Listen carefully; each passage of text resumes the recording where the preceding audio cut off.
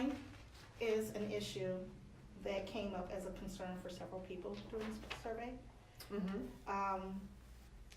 There is a feeling that the city has too many people on the street who pose a risk sometime, specifically people who are intoxicated or are under substance, and they're wondering, how do we work as we grow to change the image of our city and be and ensure that it's a safe place for everyone.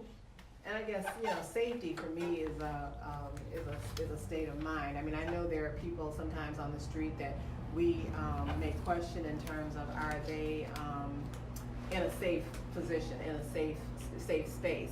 And what comes to mind for me is, if we have a veteran on the street that may be in crisis, or a person that may be having like a mental health challenge or episode, that that may frighten some people or scare some people. But when people talk about crime to me means that that we're having break-ins, that there are situations that occur that are putting people in danger. And for me, in Ypsilanti, that's one of the reasons that they wanted to pass the public safety and mental health millage, is because a person's in crisis doesn't mean that there's a crime that's going to be committed. That we have to take the time, and our officers need to be trained enough, or have social workers on staff that are trained enough to really assess the situation. I don't know that our crime numbers have gone up. I mean, I've been here 40 years. And I have to say, when I came here, one of the jokes about Ypsilanti was that there were a lot of the mental health institution was here in the township, that it had a bad reputation, that it was run down, and that there weren't any investments being made. And I challenge that. I mean, I really push back on that, in the sense that safety to me, I see people, we were out the other night like at 9 or 10 o'clock, and there were a diversity of people walking up and down Michigan Avenue, walking in the neighborhoods, young women, older women, young men, older gentlemen, and I just push back on the fact that people would say that Ypsi has a high crime rate or is unsafe. I think that we need to look at those numbers, really.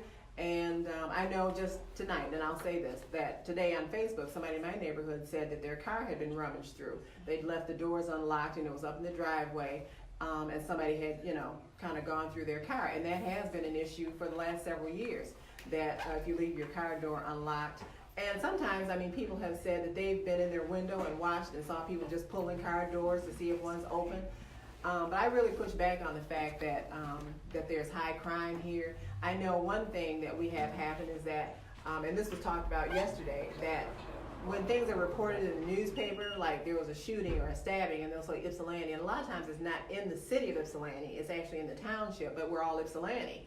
And so people think, oh gosh, Ypsi's so bad. But I have to say, I have to push back on the fact when people say that there's crime here, because I walked the street and I saw people this weekend walking the street at night very comfortably and safe. And so if we have people in the community that need assistance in terms of either mental health or veterans or someone, then we need to step up our caseload in terms of addressing that. But I think that Ypsilanti is a safe place. Awesome.